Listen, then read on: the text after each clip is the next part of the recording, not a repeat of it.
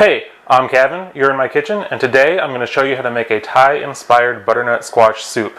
Now I've been working on this recipe for a couple weeks, just tweaking things here and there, but what I really like about it is that you take two things you don't normally think would go together, just kind of the familiar down-home flavor of butternut squash, mixed in with some of the more exotic notes of Thai cuisine. We're going to use my favorite secret weapon in the kitchen, red curry paste, some chilies, and coconut milk.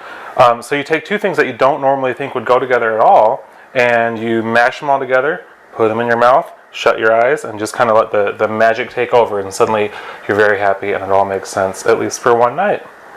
So it's kind of like a third date, or a first date if you're a hoe.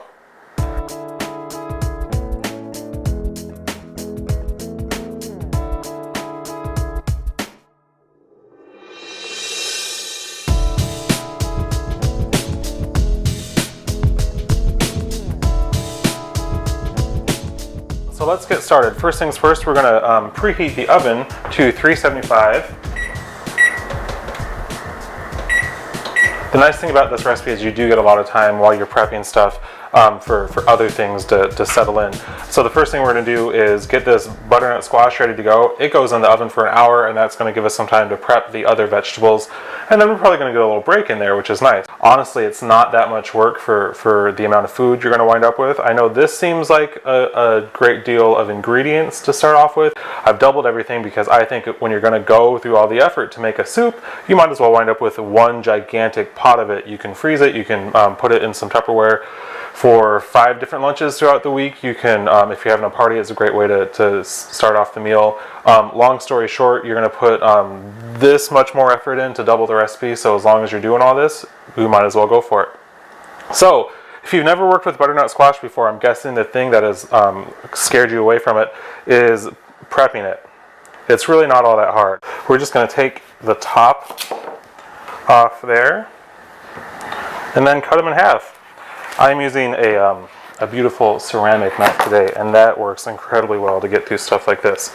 I'm not a strong man, so I need a knife that is deadly, essentially. The scary thing about ceramic knives, or the nice thing, I guess, is that they are so freaking sharp that you can cut yourself during breakfast and not even notice till like 3 in the afternoon. You're sitting at your desk, you look at your hand, and there might be a part missing. Not really a part, but you can give yourself a really deep cut, and it's just so freakishly sharp you don't even feel it.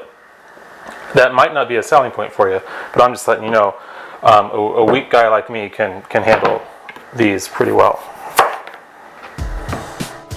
So I'm just going to knock out the rest of these.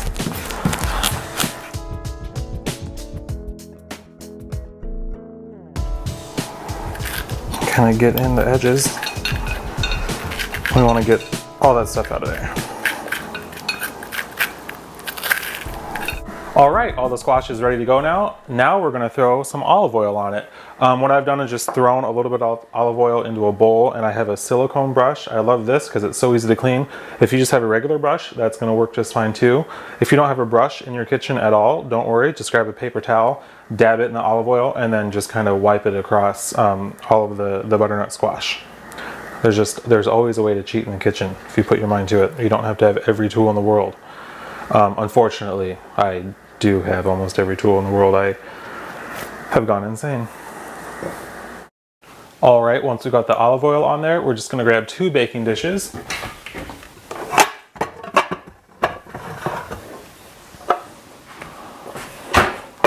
And throw these on there, cut side down. Let that go for an hour. Okay, so I've gotten the apples, carrots, and onion ready to go. Peeled the carrots, leaving the peels on the apples though.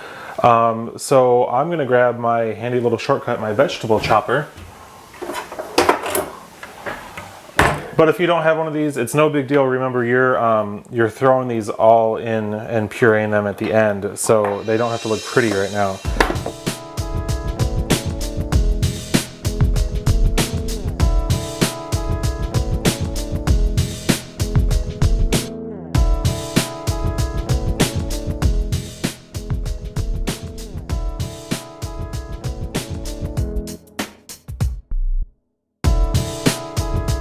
Alright, so I've got these ingredients ready to go. It's been about an hour, so I'm going to grab my butternut squash out of the oven. Of course, right now they're going to be piping hot, So we're gonna keep these out. I actually think if you let this cool about 10 minutes or so, once it hardens back up just a little bit, then the scooping is going to be easier. If we try to grab it right now, in addition to really hurting ourselves, the skin is going to stick to the squash as you try to scoop it out. So really, we've got a little bit of time there. Next, I'm going to grab a pot and we're going to melt down the butter, and then we're going to take the apples, onions, and carrots and throw those right in there.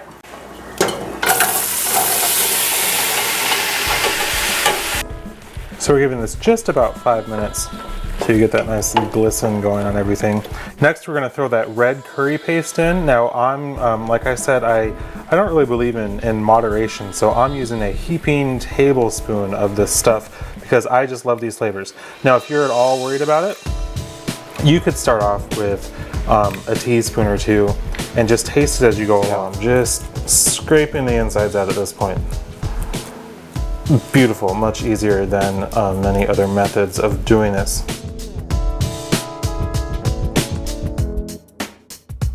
All right, the squash is ready to go. We're going to take that along with our 4 cans of broth, vegetarian vegetable for me. So now we've got the broth and the squash in there. I'm just going to mix it up a little bit. So all the ingredients are in the soup now. We're going to bring it up to a boil and then reduce the heat and let it simmer for an hour without the lid on. Before you do that, if you want to give it a little taste test and see how you feel about the amount of red curry paste that you put in there, give that a shot and just keep adding until you're really in love with the curry flavor that you're getting from it. Like I said, if you're like me and you love big, bold, beautiful flavors, that tablespoon might not even be enough. So I'm actually going to give mine a taste here in a moment and see if I need to add more. I just don't want to lead you astray and have you go nuts with it like I would, in case in case you weren't as crazy as I am. Apparently, is what I'm trying to warn you about here.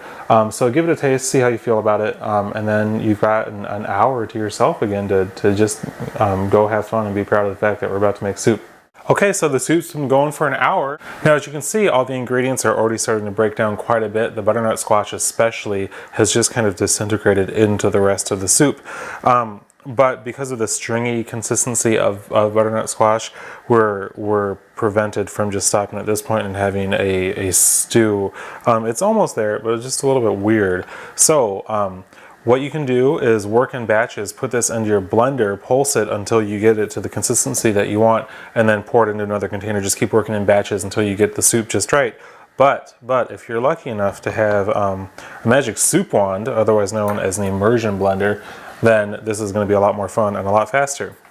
If you don't have an immersion blender, really they're a lifesaver when it comes to soup. Things like smoothies too, but honestly 99% of the time I use it, it's just for something like this, where rather than having to move whatever you're working with in batches into a blender or the food processor, you can just do this. Now we're just going to add some of that coconut milk right into the soup. Don't forget, this is our garnish too, so you don't want to go overboard with it. Just about a third of that can. Throw it in here, and then we keep mixing it in.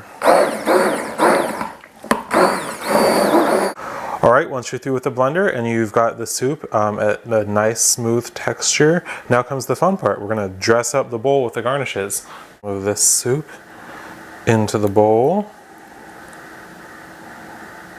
All right, so once you have the soup in there, we're going to take that sesame oil, the chili infused sesame oil, and just drizzle that like so over the top.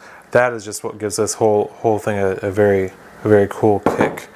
And then to smooth that kick out, take your whisk and some of that coconut milk and drizzle that over the top too. And then we'll take the cilantro.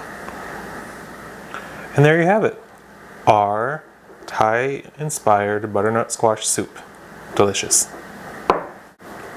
Hey, we did it. We made our Thai-inspired butternut squash soup.